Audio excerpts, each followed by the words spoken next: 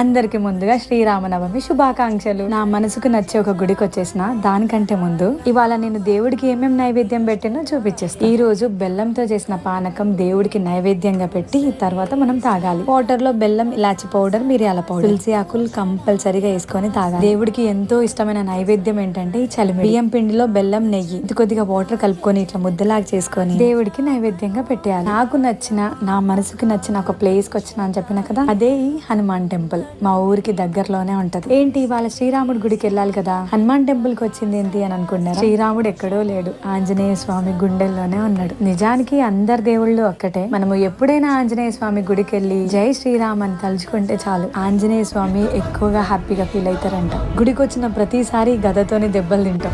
Jai Sriram, Jai Sriram, Jai Sriram, Jai Sriram.